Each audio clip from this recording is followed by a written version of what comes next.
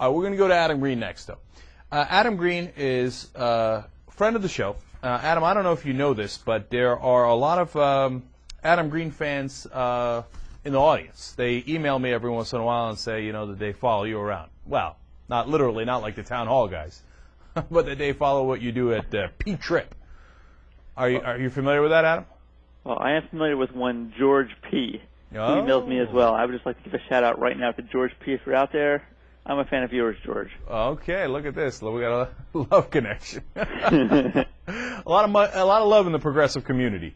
All right, Adam Green is, of course, the co-founder of the Progressive Change Campaign Committee, what the kids on the street call P-Trip.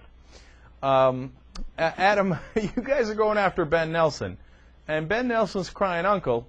He says you're going to ruin this thing and that he was just about to play ball before you were so mean to him. So before we get into the conversation about whether that's true or not, I want to show the ad you guys ran against him and then the ad he's running now in Nebraska. So first, here's what Adam Green's group put together on Ben Nelson. For 6 years, I've owned a sizzling skillet here in Ralston, Nebraska. Last week, my health insurance agent called. He told me my rates were going to go up 42% from last year. I can't afford that. I told him I may have to cancel the coverage. I'm just going to pray my kids don't get sick. When President Obama proposes a public health insurance option that would force the private insurance companies to compete and lower rates, that's exactly what my family needs. Now I hear that Ben Nelson, the senator that I voted for, is leading the charge to delay health reform this summer. That's exactly what they want. The health and insurance companies that have given Senator Nelson over $2 million know that if they can stall reform, they can kill it. I have to ask, Senator, whose side are you on? If you're on my side, stay at work. My family can't wait for reform. Democracy for America and Progressive Change Campaign Committee are responsible for the content of this advertising. Adam, before we go on to Ben Nelson's ad, that was a very good, hard-hitting ad. We covered it on the show before. But was it you who got him to shake his head like this? No. I think it was just...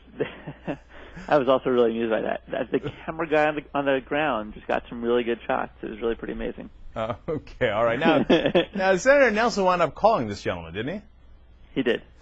Well, what did he say to him? Immediately after the ad came out, Nelson called and said...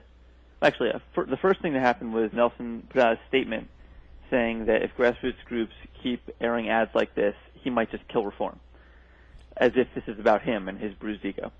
And then he called him and he tried to, explain to him how the public option was really bad, but he's open to it, and also dropped hints that if people keep doing activism, that he would kill reform. And it's kind of apparently a bizarre phone call, but this small businessman actually was very tough and argued in a pleasant way back, and pretty much said, the solution is just to do this, and you need to support the public option. It's funny because here are Democrats, and they got to put up with people screaming and shouting at their town halls and bringing guns now. Okay, and that's perfectly legitimate. But when a local businessman in your community says, "Hey, wait a minute, can I just get a little bit of a public option because these bills are killing me?" The Democratic senator says, "Oh, no, hell no, that's it now. I'm going to turn the other way and I'm going to vote against you because you exercise your right to freedom of speech, etc., and can't have it." So now it's absolutely ridiculous. So now he's done an ad himself, Ben Nelson has, to show the good people of Nebraska how open and sweethearted he is. I want to discuss why this ad is so strange. The timing of this ad is so strange. But first, let's watch the ad. Here's Nelson's ad. You've probably been hearing a lot about health care reform. And like too much stuff that comes out of Washington, it's hard to know what's fact and what's fiction. So I want you to hear my principles straight from me. First, any plan must keep spending under control, help our small businesses, improve care, control costs, and most of all, the plan needs to work for Nebraska. I'm Ben Nelson, and I approve this message because you can count on me to always put Nebraska first, always. All right. My favorite part of that ad is when he's in the hospital checking x-rays. Does he have a degree I'm not familiar with? That is government getting between some doctor and their patient. I don't know. Quite literally. Oh, that's fantastic. Get the hell out of the emergency room, dude. Yeah. Here's who I don't want looking at my X-rays. Ben Nelson. Here's the irony. Ben Nelson actually used to be an insurance executive, so it's a combination of an insurance bureaucrat getting between doctors and their patients and the government. I'm not sure which one it is. Wow, man, that is so funny. Of course, the second part that amuses me is his perennial Lego head, but that's just me being a jerk. You take it on, you take it off with the hair. Okay, all right. So now, why is he running this ad now, Adam? I mean, it's his election's not till 2012. What's he running ads for? Well, what's your theory? My theory might be that you got him running a little scared. That's a good theory. All right. I guess I got to tell you, just taking a step back, we've been kind of dealing with Ben Nelson over and over again for the last couple months now, and it's interesting that he and other Democrats are like this too. They really claim that they don't listen to pressure, and they do things that indicate, oh, if you pressure me, I'll do the opposite. But they really emphasize publicly, I'm unaffected by this pressure. And here's Ben Nelson. He calls a small business owner. He also apparently called Howard Dean, who's the head of Democracy for America, which is our partner with this ad. Now he's running. I think he's running like $20,000 behind this new 30-second ad. He's just like freaking out in every way, and it's interesting how they act like they're so thick-skinned, and then they really are reacting like this. It shows that pressure works. We need to keep doing pressure. Now, the question, Adam, though, is, and I got to be honest with you, I'm not as confident as you are. I mean, I definitely like that we're pressuring them because I know what happens without pressure. Not a damn thing. I know that their donors pressure them all the time, and they get results, right? But I'm a little scared about their threats, about how they say, hey, you know what, if you do bruise my ego or you do, affect my chances of re-winning this Senate seat in any way, I'm going to get bitter. And I'm going to vote against the interests of my constituents for my own political career. Is it possible that a politician would do that? Absolutely possible. So should we be concerned about that, Adam, though? Well, I guess we could be, but wouldn't it be amazing if these Democrats in the House, including the Blue Dogs, were like, hey, right-wingers, if you show up and protest at my town hall meetings, screw it, I'm going to pass reform. That would be a good version of that, right? Why are we not scared of that happening? Why is there no plausible chance of that happening, but there's only a plausible chance that if you run like a really good ad against them that highlights a real person's voice, that they would vote against it? It just doesn't seem... No, that double standard is indisputable. Because if a senator came out and said, look, I went to a town hall event and these right-wingers hurt my feelings by yelling at me, so I'm going to vote against them no matter what, okay? The press would explode. They'd go crazy over it. They'd go bananas over it, right? But if the senator says the same exact thing about ads you're running against them, they see it as perfectly normal. So is that a double standard? No question.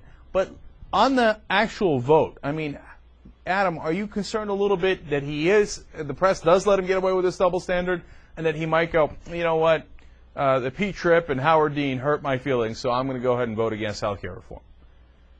Yeah, I am worried about the double standard. I'm definitely worried about these guys voting against health care reform.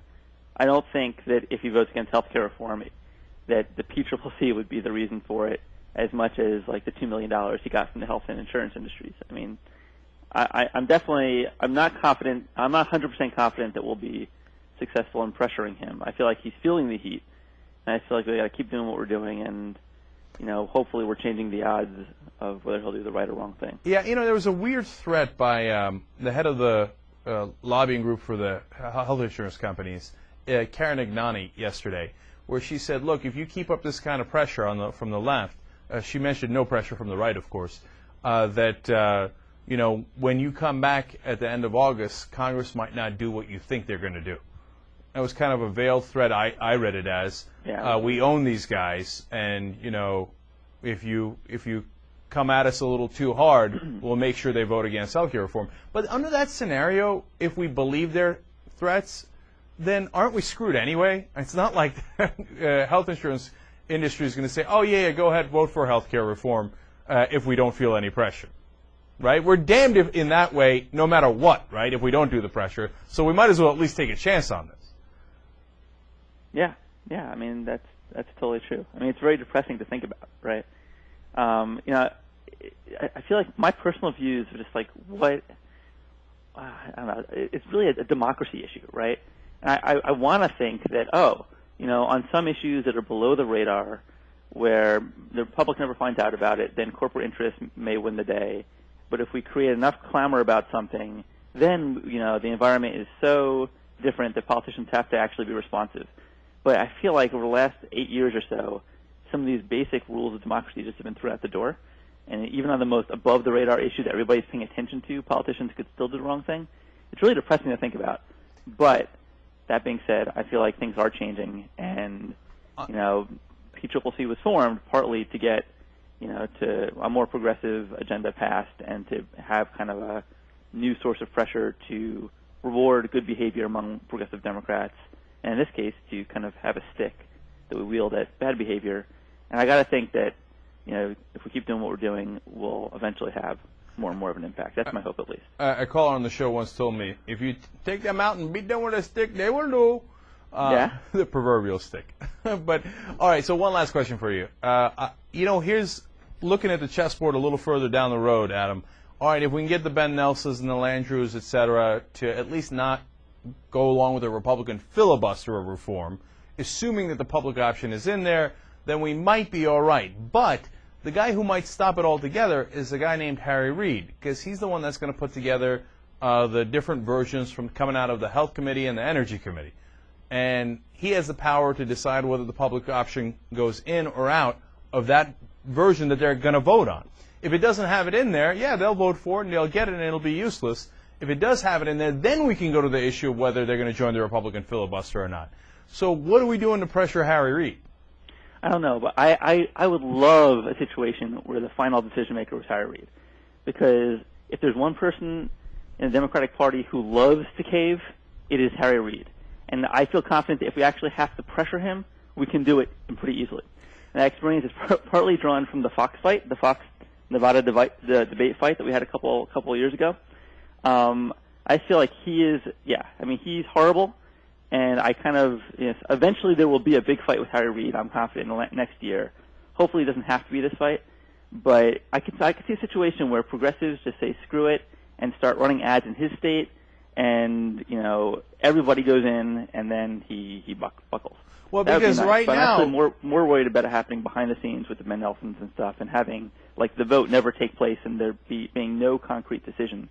That's the part that really scares me more than a concrete decision that's in his Well, hand. because right now the right wing is pressuring Harry Reid in Nevada and saying, "Oh, you're going to lose your election. You better watch out. You better run to the right." And what I've heard over the last couple of weeks from Harry Reid and Dick Durbin was not encouraging in terms of whether they were going to cave in on the public option. So we'll have to keep an eye out on that too. Adam's the co-founder of the Progressive Change Campaign Committee.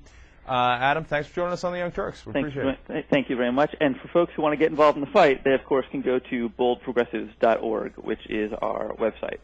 Boldprogressives.org. All right. Now everybody knows. Thanks, Adam. Yep. Thank you. Take care. All right. You too, man.